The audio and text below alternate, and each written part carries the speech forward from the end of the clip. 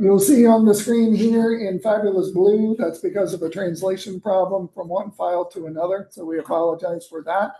But this is the upcoming series, so you're here today for a very good reason, because we have a very good presentation by two very good fellows. But pay attention what's to come throughout the rest of the spring semester. So you will get reminders of these from the Institute of Digital and Advanced Ag Systems, which is really email from Melinda Smith. So pay attention to those. I hope to see you back. Some are here, some are probably in Whistler 116. So do pay attention to location when you see an announcement. So they move around a little bit. Yep. So good to see you, good crowd. This realm of grain handling, the middleman of sorts in the whole ag supply chain is critical to the success of our ag industry.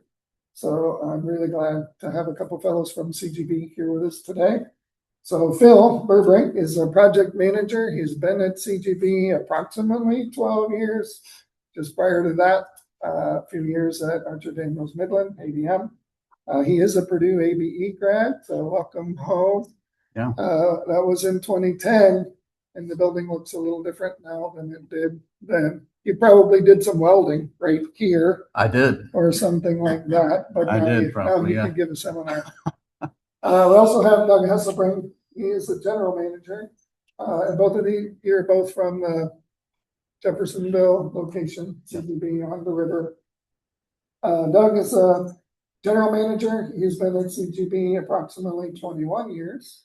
And prior to that, he also had just a few years at the competitor Archer Daniels Midland.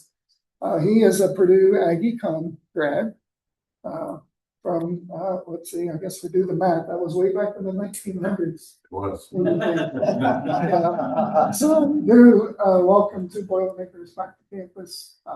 You can go ahead and jump into the slide. We really look forward to insights you can give us, and also maybe some charges like what should we be doing and what should we be teaching, and we want to propel the success of Indiana and USA. So thanks. All right. Thank you. Yep. Thank you for the intro. We'll do our best to cover a broad spectrum of kind of what's going on within our industry today, what some of the challenges are, what are some of the driving forces behind our needs, and ultimately open it up to questions at the end. We'll do a quick overview of our company, and then we're going to set the stage about where we are today in our industry, where we're going, what our vision for the future looks like. And we'll touch on a few specific areas or current areas for technology improvement within our industry. So quickly about us, CGB was established in 1969 in St. Louis, Missouri. We are privately held by two global companies, Zeno and Itochu, based out of Japan. We have over 1,800 employees, and our headquarters is in Covington, Louisiana.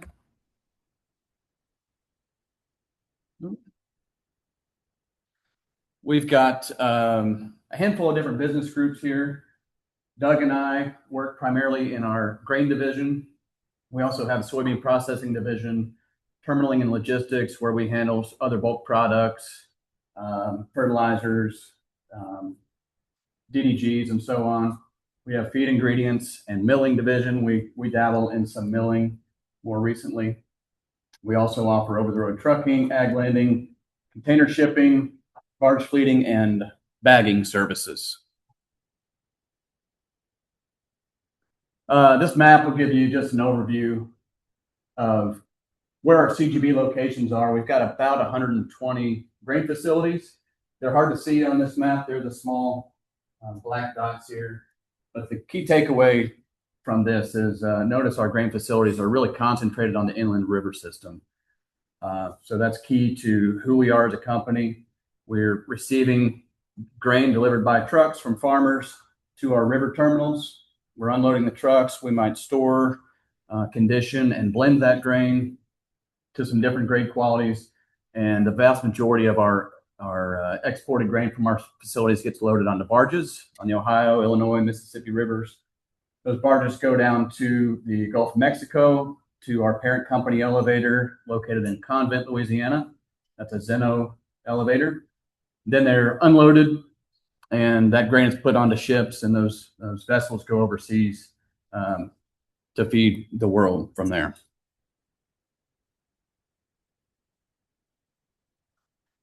As a division, the grain division that I mentioned Doug and I primarily are focused in, basically we buy, store and sell grain. That's our primary function. We have over 25,000 farm customers, and like I said, about 113 locations. That kind of fluctuates from time to time with acquisitions and divestitures. We're one of the largest exporters of non-GMO corn and soybeans.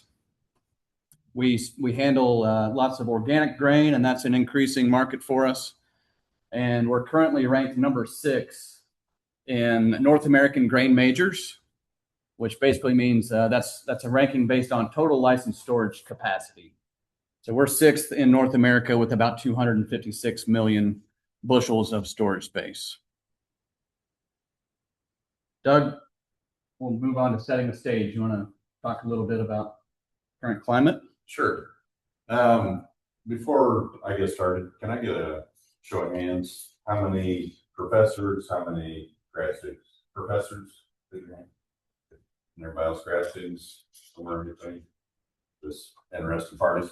All right, just kind of want to know the audience and how to, this will work a lot better for us. It's just a conversation. So if you guys have questions as we're going through it, just pipe up and address those. So big reason kind of why we're here and what we're here to discuss and a prelude to our presentation is, there's a lot of challenges going on in the commercial grain industry. One of the big ones is a lot of these locations that we operate, as well as ADM, Cargill, the rest, is age. The traditional grain elevator today, built, designed back in the 60s, late 50s, early 60s, into 70s. And not very many of them that were designed back then really had today's world in mind. So from a safety design, from a efficiency design, capacity, none of that was really thought out way back then. Other big challenge, as you all can imagine, labor challenges.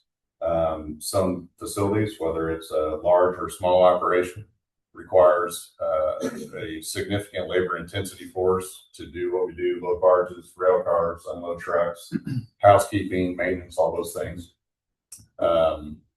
Production agriculture getting more efficient with higher yields, so combines are getting bigger, trucks are getting bigger. So all that puts increased demand on our elevator infrastructure. And a big challenge for just the grain industry in general is when it comes to technology and innovation. The grain industry pretty much operates on a very low margin, where we have a certain price of grain that we pay, and there's a certain price of grain that we sell for. Now, in between those, basis levels can fluctuate, and we take advantage of that. That's really how the grain industry makes money, is in between those two numbers. There's additional revenue that comes with basis appreciation and mix and blend and things like that we harness. But really, especially when times are really tough, margins are really thin, and there's not a lot of money for innovation and research and investment back into the locations outside of just maintenance of business, what it takes to make a place run. Continuous improvement is done basically on rate of return. Just like any other investment that anybody would make, you want to see what kind of revenue is coming back to you after every dollar you invest in your elevator. So when you have a bunch of aging assets that were designed and built in a situation where, farm trucks were basically the size of pickups today, combines were maybe 4-row combines, those elevators, it's very difficult to justify putting money back into those. And we have a lot of them in our system. So 120, 130, however many we have at any one year, only a handful of them really are going to make any type of real return. And that's really based on logistics. Where are they at? Are they near a marketplace? Do they sit on a class 1 railroad? Do they sit on a major river infrastructure? So that has been a big challenge, lack of investment for technology advances. Talked about the outdated business management systems and market factors. I'm sure all of you are aware of the tariff wars that have been going on and how that likely would impact industries such as ours, and it has. It's not anything relatively new.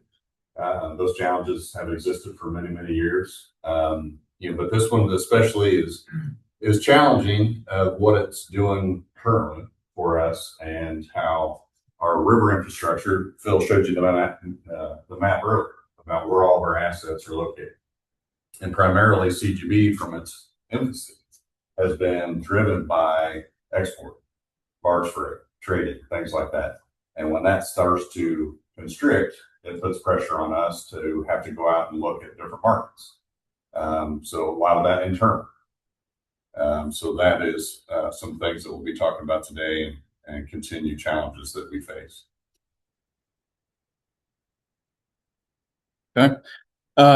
Just to continue setting the stage, reference of scale. Some of you might be familiar with small farming facilities that you've seen driving up and down the interstate.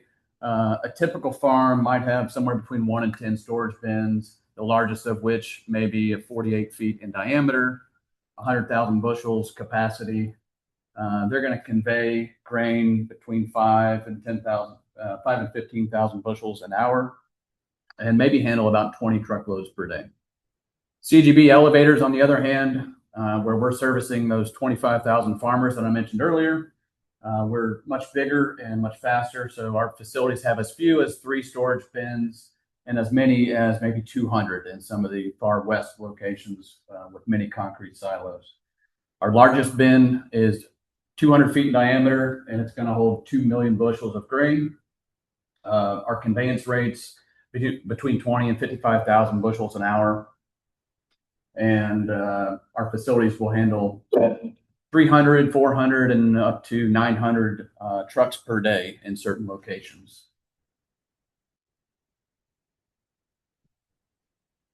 So what do our customers care about? Farmers and producers is one side of our customer base. They really care about efficiency. They want to get their loads delivered into our elevator, get dumped, and get back to the field as quickly as possible.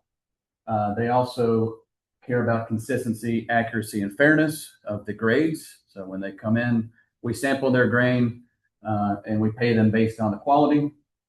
And as always, they want to maximize their profit. End users, on the other hand, the folks that we're selling the grain to, have similar interests.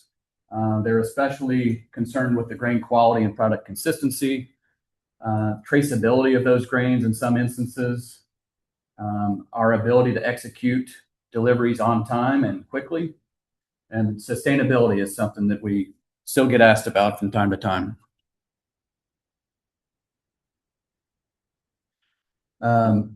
What matters to CGB?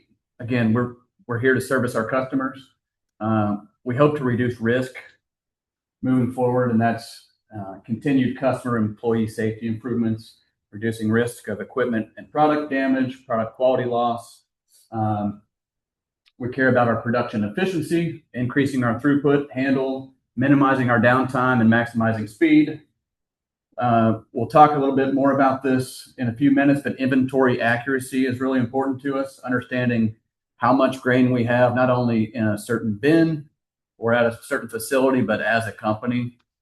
So having accurate quantity and quality specifications as a company is really important for us to know. And of course, we care about continuous improvement. So not falling too far behind the curve in technology. Collecting more data is something that we're talking more and more about all the time, automating our facilities and integrating. Last but not least, of course, is profit.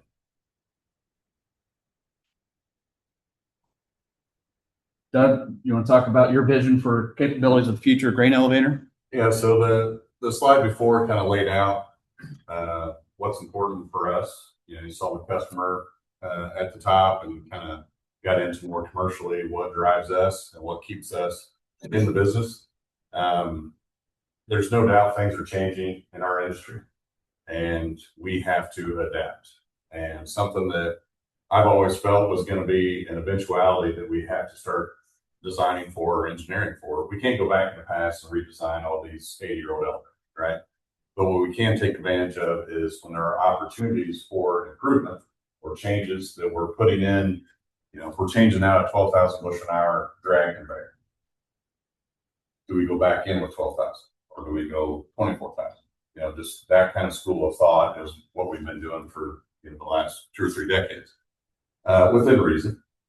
The future of the grain elevator, in my opinion, is when it comes to labor, you know, minimal, obviously better, because we're talking about small margins, and we've got to figure out a way to continue to produce the things that we produce at a much lower cost.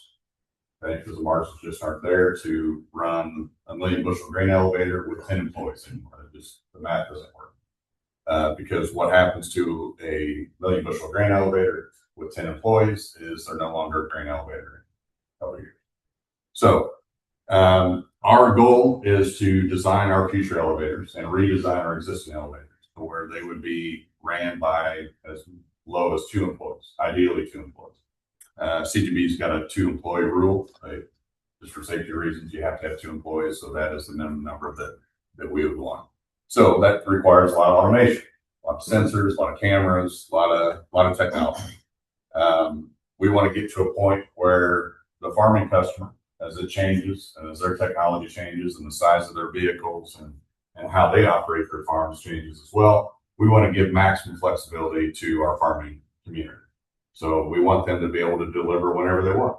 If you've got a fully automated elevator, there's no reason to have traditional 9 to 5 or 8 to 10 or whatever hours. 24 hours a day.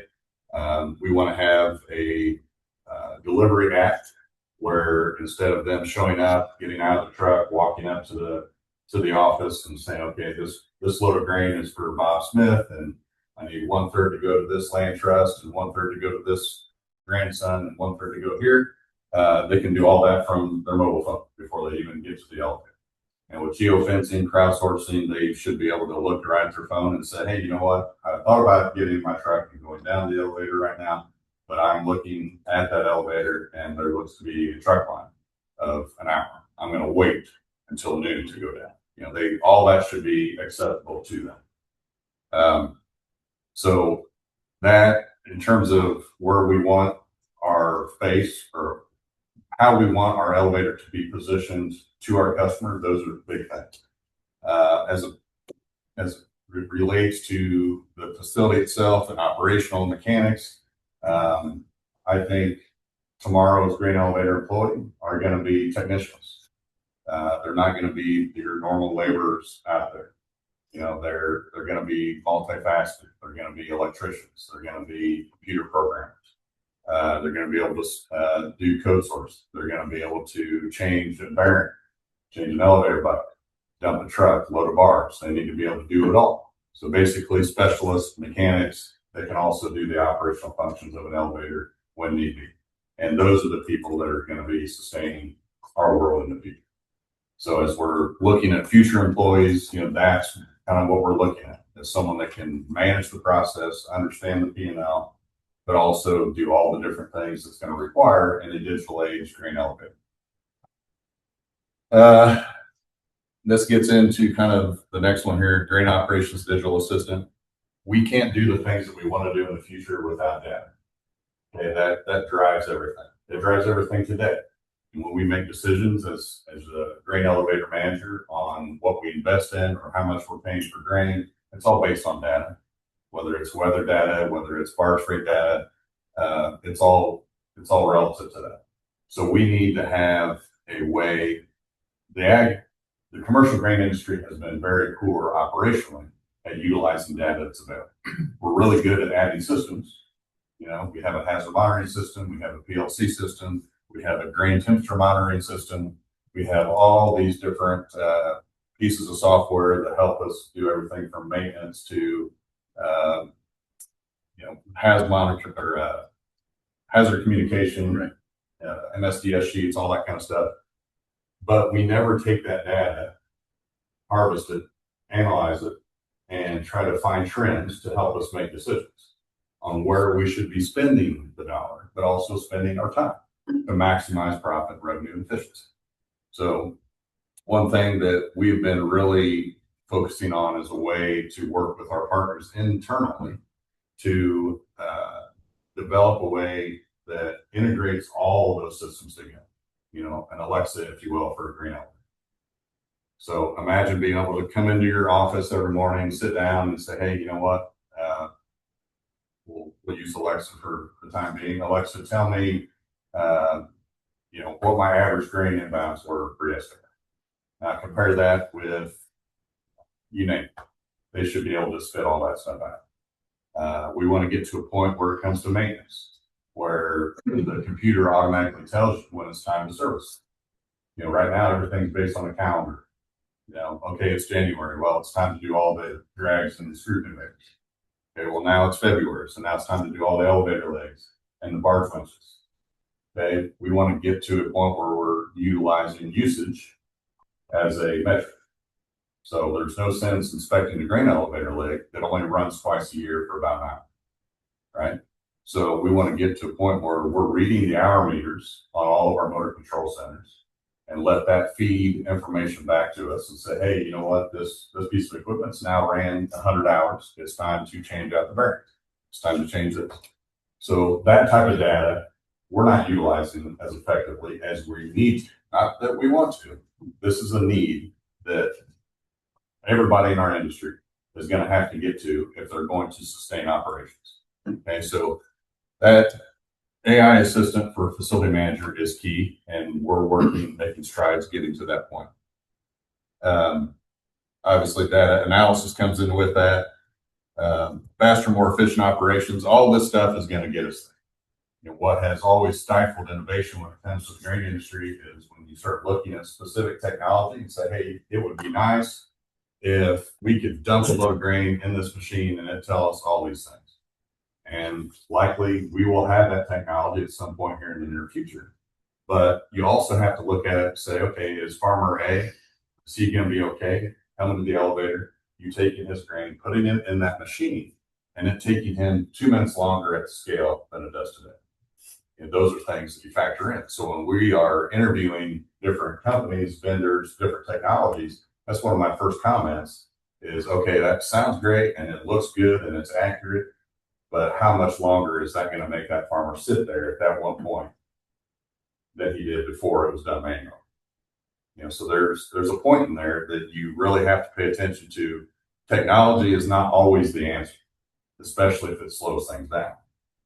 Okay, but I do feel, based on our research, that the technology that is coming or likely to come out here in the next 12 to 24 months, I think is going to be able to solve both of those issues and not cause any more efficiency harm to customers.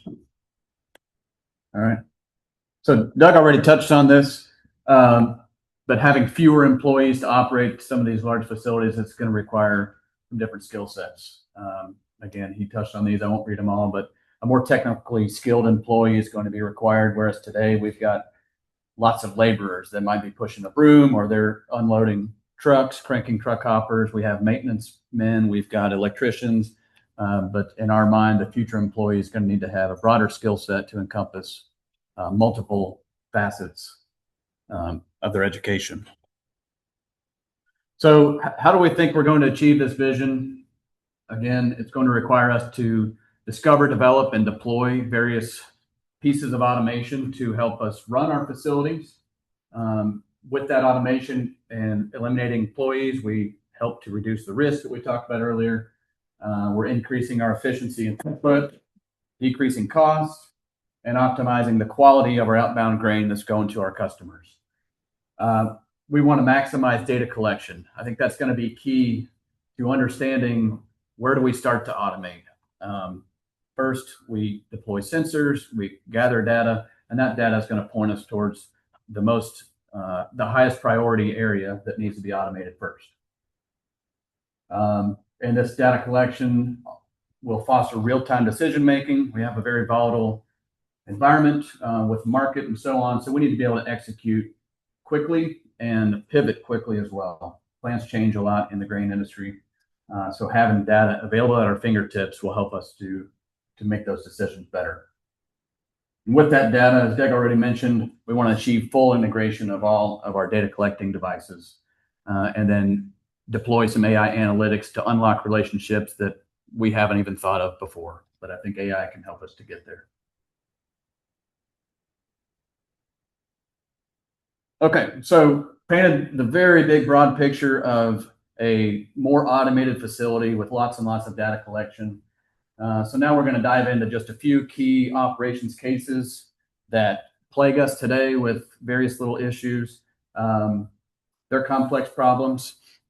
So again, we'll paint the picture of some of the issues we're having today and maybe some of the potential solutions that we could have if technology were to get to where we want it to be.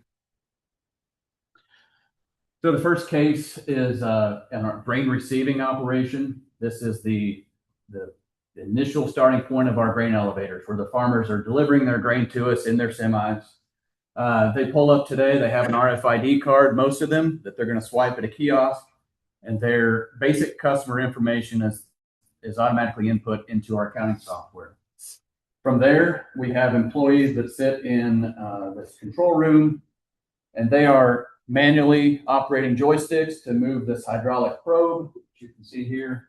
They're moving this hydraulic probe and taking 4 or 5 samples per truck. That sample is conveyed to their operator's room, where they receive it, they break it down, and they're manually grading that sample.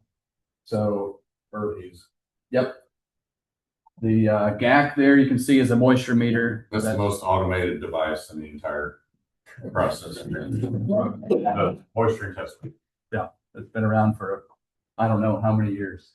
So that's the easiest part. The rest of it requires a skilled, trained employee, because they're dividing the sample up, they're shaking it on these sieves, as you can see. They're weighing out the fine material, and they're visually grading it for damage and off color and things like that. A very manual process. At the end of that process, they're manually inputting data into the customer ticket to complete that delivery ticket. So some of the issues, as I'm sure won't be a surprise to you with this process, this requires sometimes 4 or more people to manage the sampling and grading process. The manual entry of grades presents opportunities for errors. When employees get tired, or they fat finger a key on the keyboard, and that can create problems. It's time consuming. Human grading is subjective and can be inconsistent, although we'd like to think not. But person to person, you can have that. The grading process. It depends greatly on the location. Some at the facility that we have an office at, Jeffersonville, it's one of our tier 1 facilities, meaning it's large, it's fast, all the equipment is large, high capacity, and so that equals more employees. And during harvest times, busy months, we'll have basically 2 lanes opened up, and we'll have 3 people in each lane. And go back to a couple slides. So there'll be 6 people total up here, 3 for this inside lane and 3 for this outside lane. One's probing, one's grading, and one's doing all the toxin testing, IP testing, things like that. So that whole process, from the time they set their air brakes to the time they're pulling away, just here in the grading area, is probably 3 to 4 minutes. And by the time, if they have IP testing or toxin testing, they're pulling away before we even know the result of that toxin test. So it could be, by the time they reach the dump where we're saying green light to dump them, it's maybe 10 minutes because of the IP and toxin testing. We can sample trucks today at about 75 to 90 seconds per truck. So ideally, our grading duration would match that of the sampling duration. So that grading process is a bottleneck today. And the location also depends a lot on how we design this process. So we've got a facility in, we've got a number of them, but one example is a facility in Jonesville, Louisiana. And they've got their probe set up here, and let's say about 300 meters down the lane, they've got the inbound scale. But they've got 1 person grader. That's one person in the entire place. And we just kind of rebuilt that elevator, and I got a call from the manager saying, man, I don't know what's going on. I've got nobody between the scale and the dump, but I've got 50 trucks backed up behind the pro.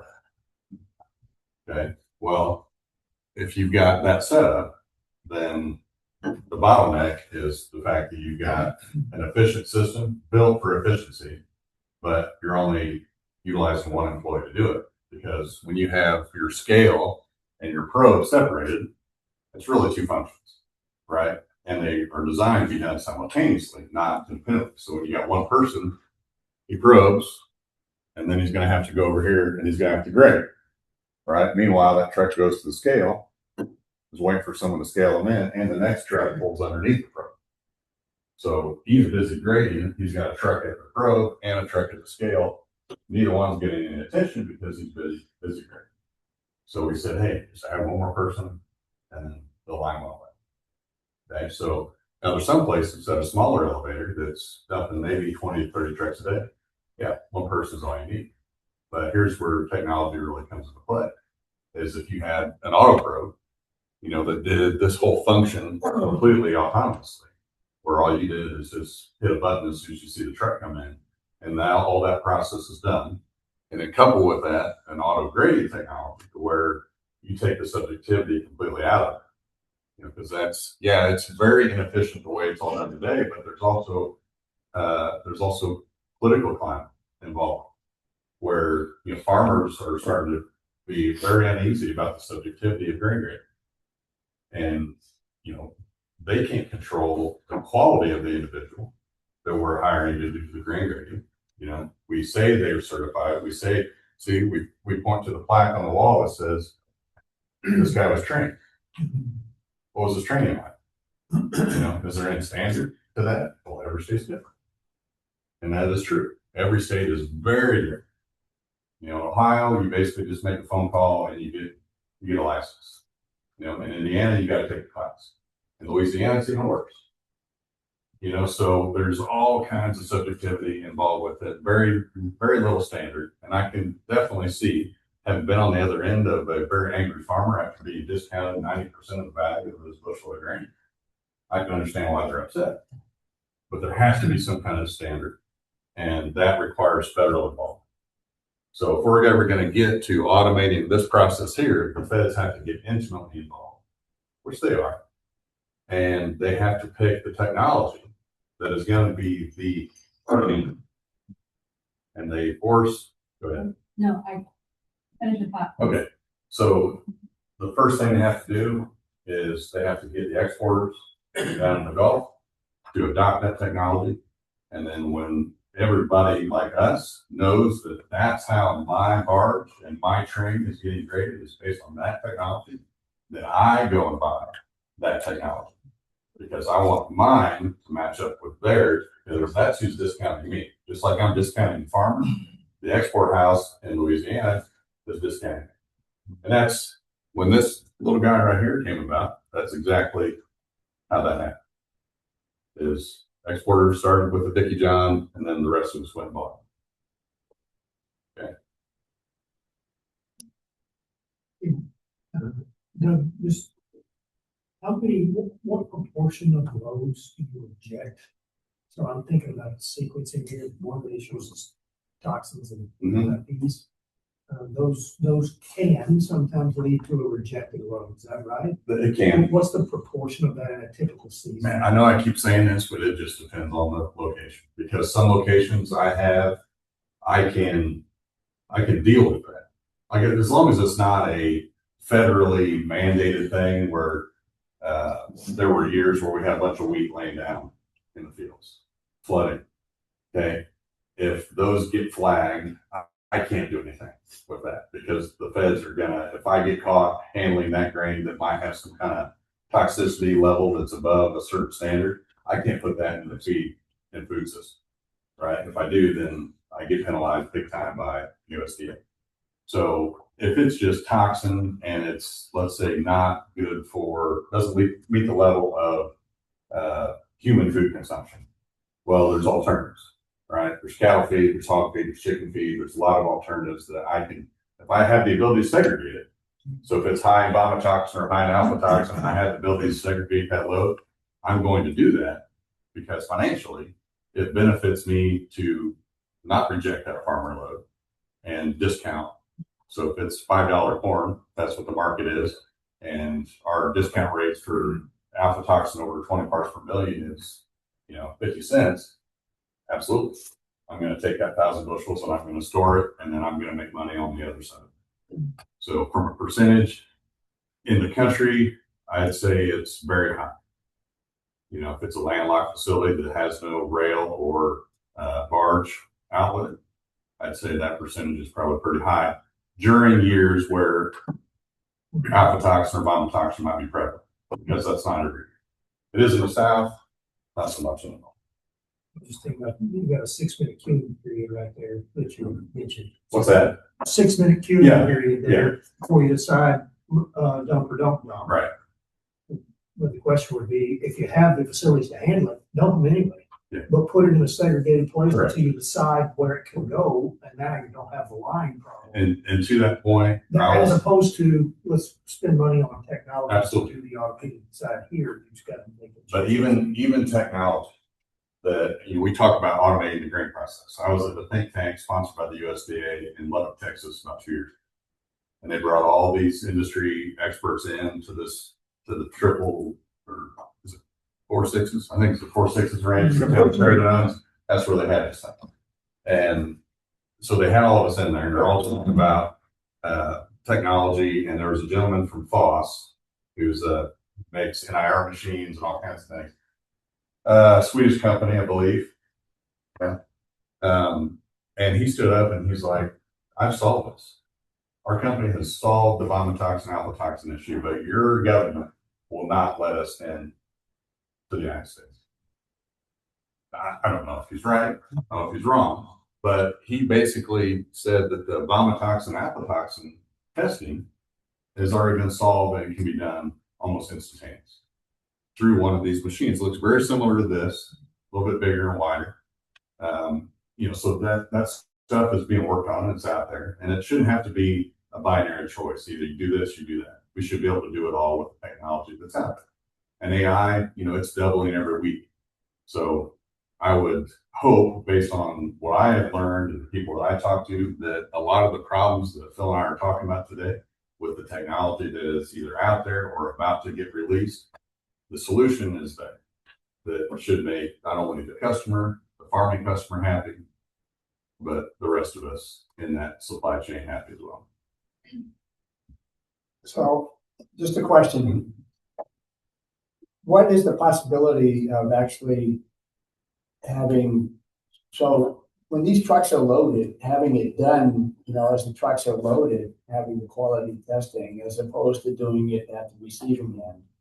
And if they're loaded at the farm, so the farmer's got to make a decision what to do with the load, right? Mm-hmm. Depending upon quality. So if it doesn't pass the toxicity test, that perhaps it could be used for, feed grain. But if it's done at the farm site, in utilizing that technology there, as opposed to trucking it, and so he's already invested in it, you've got lines of trucks. What if you did it at the farm? Then the farmer's going to know what to do with it, right? I mean, that's just a question. If the technology was to exist to where a farmer could easily acquire that technology and test it himself, I'd say he's free to do that. Now, customer, an ADM, CGB, a Cargill, whoever, we would need more than just the farmer saying, it's good, don't worry about it. I'll just take it up here to the That was my question. Right. How random is your auto probe? Yeah. What's that? It's going to take a farmer about 2 days to figure out where to load the truck. Up to. Is your auto probe as random as a person, or is a person more habitual than your auto probe? And When we get the auto probe, that'll be something that we look at. But today, it's just not there. But yeah, point taken. Right. Is it probing here all the time? Or a farmer's gonna make sure he puts something here. Is that what you're saying? Yeah. Yeah. Farmers optimize their outcomes as a rational actor in a marketplace. Well, Will to your point, we look into, well, why not even just scrap all of this? Okay, don't make them stop. Go to the pit, put a pit sampler in. Well, the problem with that is now you're really trusting that there's nothing suspect in that liver. And by the time you realize it, it may be 100 feet up in the air in a leg getting ready to go into a IP bin or an organic bin. And that's bad.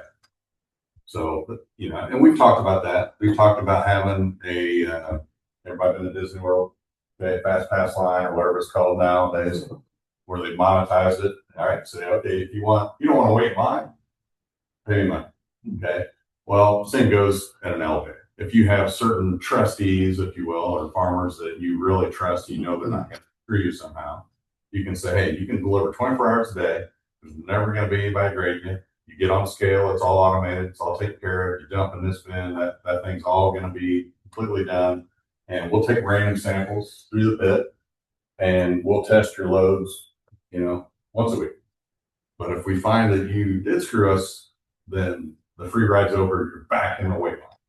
And you're fined for that bin we had to throw out. Exactly. Well, depending on how bad the situation is. So I'm just curious that once semis are unloaded, you take the grains to elevators, how you are still able to maintain traceability? That's a great question. And we were actually just having a conversation about that earlier. If anybody tells you that they can tell you with an absolute certainty the traceability of grain once it leaves the farmer field's line, they give you a estimation, you know, but if you take that bushel of grain, the only time in its existence in that entire flow that you know for sure where it came from is when it comes out of that combine into the hopper of that combine. And that's if they didn't switch fields. And that's if they didn't switch fields, right? Yeah. That is the only time. So every time it's handled from then on, it's mingling with something. It may not be grain, but it might be a contaminated bottom of a trailer house. Could be fertilizer that was hung on the grain bin wall. Something. You know, you just don't know. And especially when it gets to the grain elevator or even the farmer's bin that has more than one load and more than one field in there. You know. Now, our customers, Japan, when it comes to IP, you know, identity preserved grains, non-GMOs, they're very particular about that, you know, and they want traceability. And we go through this process. So we have invoices and farmer purchase agreements with seed companies and everything. So if something does not meet their standard, we have this thing called a barge jack that has all that documentation in there. So that if the end consumer in Japan does not like something that they see through testing or what have you, then we send them all this information. Now, can they say, oh, yeah, this batch that was getting ready to be made tofu, can I trace that all the way back to this field and this spot at this farmer in this county? No.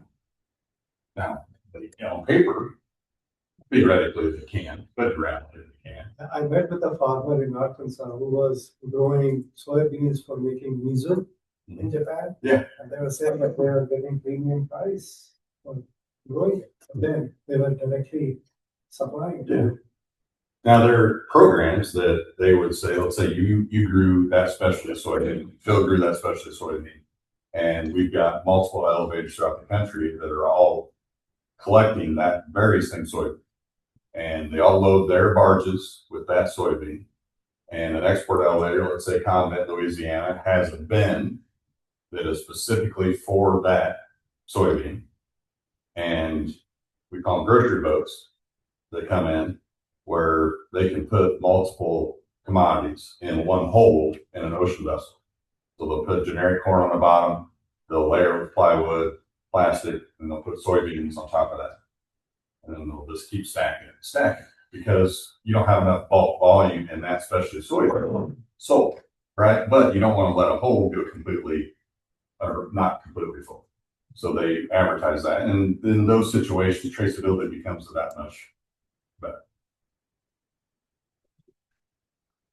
All right. Thanks for the questions. We got a lot of ground to cover with that. 15 minutes. Okay. All right. So as far as the grading process, grading and sampling, Doug mentioned it. So again, I'll brief over it. We look for automated ticketing. That could start at the farmer's table in his house before he leaves. He can start to upload some of his ticket information. He could scan his phone with an app when he gets to the facility, so that a lot of that information would automatically be input into our accounting software. Automated sampling, we think would take place utilizing cameras or other vision systems to detect trailer position and obstacles to avoid. And automatic randomized samples would be generated. PLC controls would then send an electric probe to those locations to get a randomized sample. And then, of course, fully automated grading using something like AI-powered vision systems and cameras, possibly NIR, et cetera. Those grading machines would be integrated, again, with our accounting software so that as soon as the grade is done, that information is automatically sent into that software and there's no more human inputs into those tickets. Something else we could talk about a lot more, but we don't have a lot of time, would be additional data collection at our probe, collecting data like on grain hybrids so that we can start to learn and predict other grain storage and quality factors based on hybrid. That's not something that we really track today, but it is of interest to us. Okay, second area of our operation that is big, complex. It comes with inherent risks, both safety, grain quality, and it requires many people to oversee is our barge loading process. So today, our barge loaders, the person that's deciding what goes into that barge, determines a blend recipe utilizing different storage tanks to achieve a desired outbound grade on that particular barge. So the barge fleeting company, a third party, will bring an empty barge to our dock. They will basically drop the barge off. At that point, it's ours to manage. So we have employees that get onto the barge. They're hooking up steel winch cables. We're visually inspecting the barge. We're recording the ID number, keying that in to our software again. The operator uses electric winches to move the barge into place to be loaded. Then he utilizes electric spout controls. And I'm just going to flip to this picture real quick. So this is the barge prepared to get loaded. These are the lids that our employees have got on and open. This is the spout. So there's an operator right here in this room that's moving this spout utilizing joysticks into these different holes. Once this one gets full, he's going to move the winches. That barge is going to slide down until it gets where he wants it to be, and he'll stop it. So as that loading process goes along, we have employees that continually have to get onto that barge periodically. They're leaning over the side to check the draft readings, which is painted markings on the side of this barge that tell them how deep it's drafted in the water, which tells us how much grain is on that barge. In some cases, we do have a magnetic radar sensor that the personnel will carry out onto the barge, and they'll stick one of these sensors on 3 or 4 corners of the barge, and that radar signal is bouncing off the water, and it's telling our operator how deep that barge is and how much it's listing side to side. So those are useful, and it saves our deckhands a couple of trips going out onto the barge, but it still requires them to carry out something onto the barge and exposes them to the hazard of man overboard. So, of course, employees getting on these barges is an inherently dangerous operation, and we'd like to minimize that.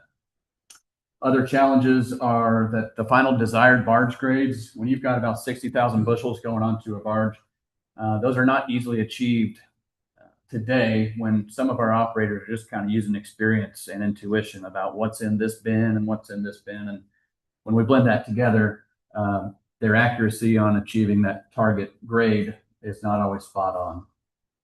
Moving that large barge along the dock front during loading requires a lot of real estate. Manual entry of data, again, presents opportunities for error. Relying on the visual draft readings for the outbound inventory that's leaving our facility is just not extremely accurate. That visual observation is difficult when you're bending over the barge and you might have a couple feet waves splashing up and you're trying to guess exactly where that water mark is on the barge. The barge loading process is time consuming, taking between 2 and 4 hours per barge. So that's an operation where we really would look to minimize downtime, minimize the exposure and safety risks.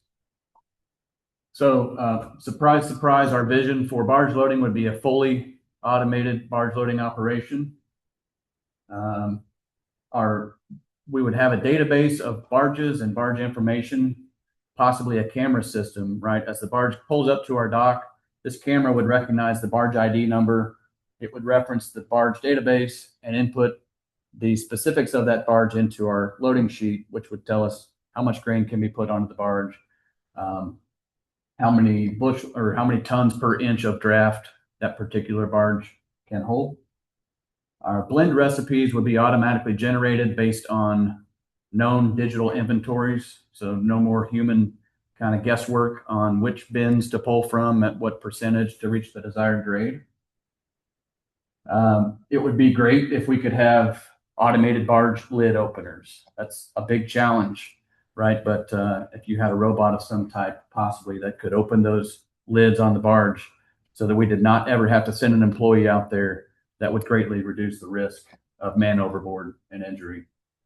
So I think, to me, that could utilize something like cameras and machine vision to locate the holes on that barge and open those doors. Likewise, having a remote barge draft reading system, something that was, a sensor that was back on the dock that did not have to be carried out onto the barge, but it's monitoring the settlement and the drafting of that barge in real time and relaying that information to the operator, would be very, very helpful. Those draft readers would need to be integrated with our PLC facility controls to tell that system when to stop the grain flow and when to restart it when we're moving from hole to hole in the barge. And of course, we're going to need to be taking samples of that grain often so that they can be analyzed, hopefully automatically, and tweaks can be made via the PLC system back at the elevator for the gates and flow rates and blending.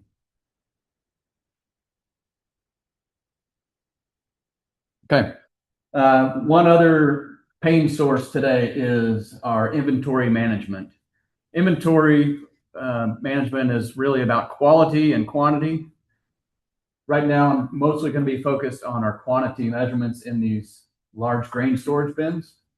So the current methods today for maintaining inventory on the inbound side, when the customer trucks come in, those trucks are weighed before and after they unload.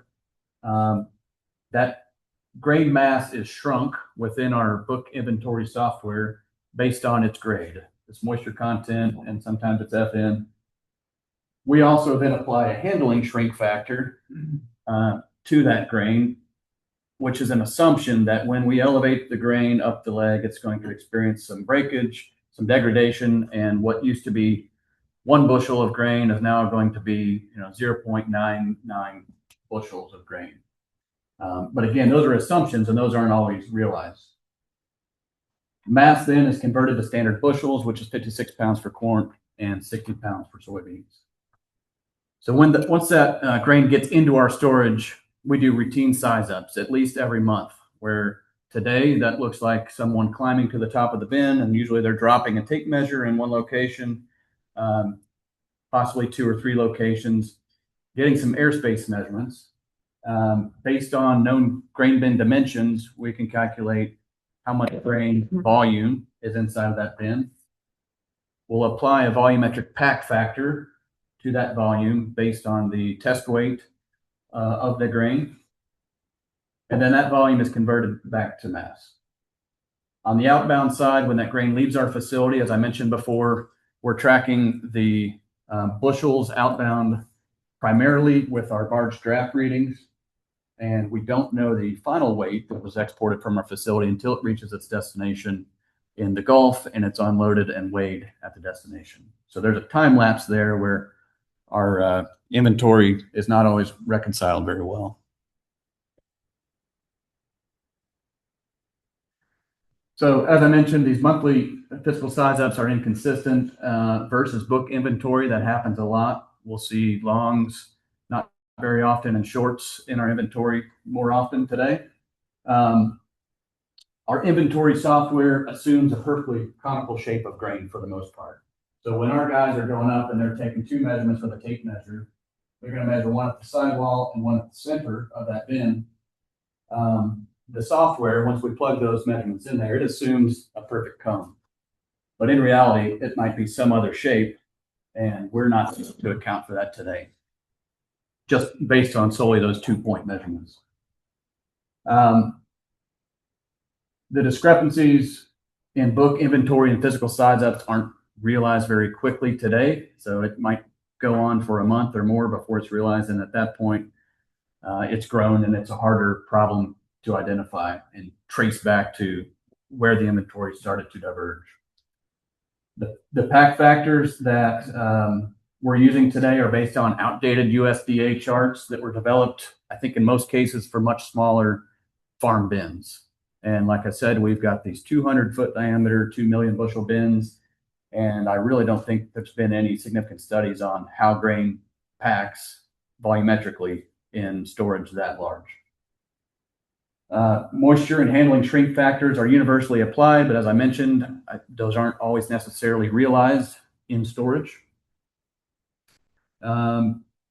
Long-term storage life expectancy is also difficult to predict, which is more of a quality factor and not necessarily quantity. Here's a picture. This is a 170-foot diameter bin of about 1 million bushel capacity, so not our biggest, but this shows you an example of when it's partially empty. There is no way for a human to take 1 or 2 or even 10 point measurements and accurately calculate the volume of what's in that tank.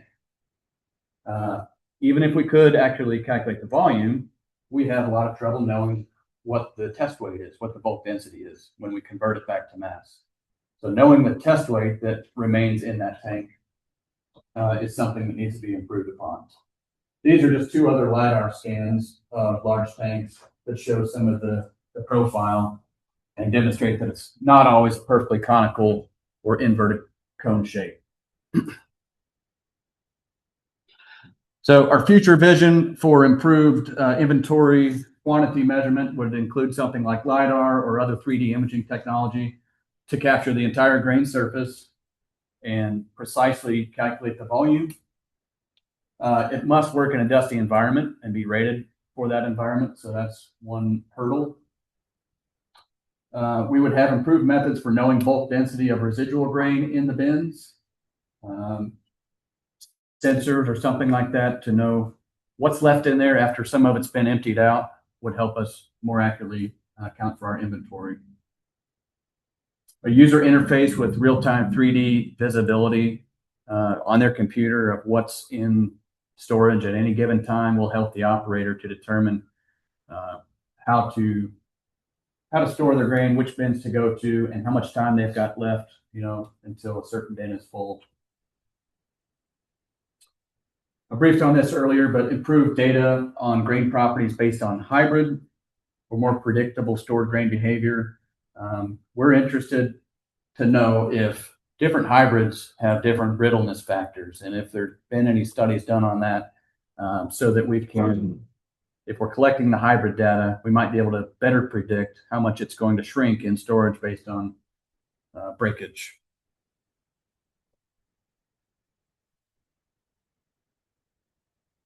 Okay, I'm going to wrap this up as quick as possible. I think we're at the end of time, right? So this is the last case for improvement. Basically, this is the grain operations digital assistant that Doug briefed on before. It would be the operator's, right-hand tool. Full integration of all systems.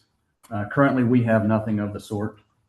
We've got managers trying to look through multiple different softwares with different logins and credentials, and there's no good way to analyze all that data simultaneously and understand data relationships with all these disparate systems.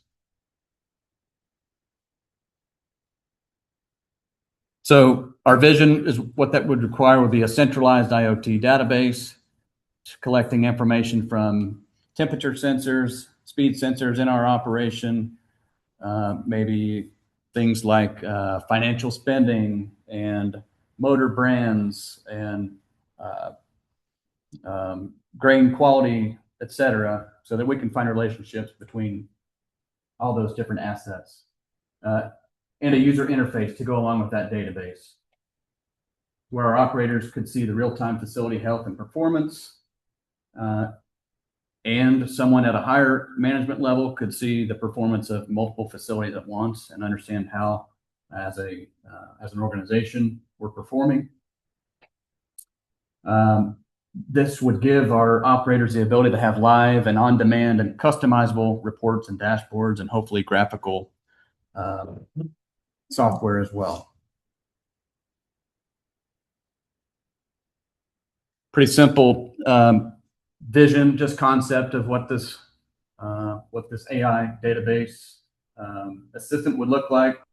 So this is all of our business management software. We've got PLC systems that are controlling our operations today, and those are getting sensor data input from bin inventory sensors, hazard monitoring sensors, bin temperature cables, CO2 monitoring we do in storage. We have customer data that would be input into this database. It'd be great if we had camera footage, photos of incoming grain as it's graded at the grade station, accounting information, market data, weather data even, so that we could understand relationships between the stored grain and weather patterns. And it could then make recommendations on how long we can store grain, how long to run the fans, so on and so forth. This is just a couple of sample information requests that we would foresee sending to this digital assistant. It can get as complicated as you can imagine in my mind, right? Just multiple subsequent requests for information so that we can get a better picture and an understanding of how this data relates. So in conclusion, the demand for automated systems within the commercial grain handling industry continues to grow. In order to meet customer expectations and maximize profitability, this is going to require us to collect more data, to understand the relationships better, and that data will help us target where to automate first. It'll help us understand how much we can spend on automation and point us in the right direction. So deploying IoT sensors, machine learning, cameras, and PLC controllers is going to be crucial for us in coming months and years. The future employee that manages these facilities is going to need to be more technically skilled, multi-skilled, able to troubleshoot, fix, repair their systems mechanically, electrically, et cetera, PLC programming, and also have an understanding of grain quality management. And we as an industry, we need partners, developers, and manufacturers to help us solve these challenging problems and bring affordable solutions to the table. That concludes the presentation. Thank you all for your time today. Really appreciate it. We're welcome to any questions.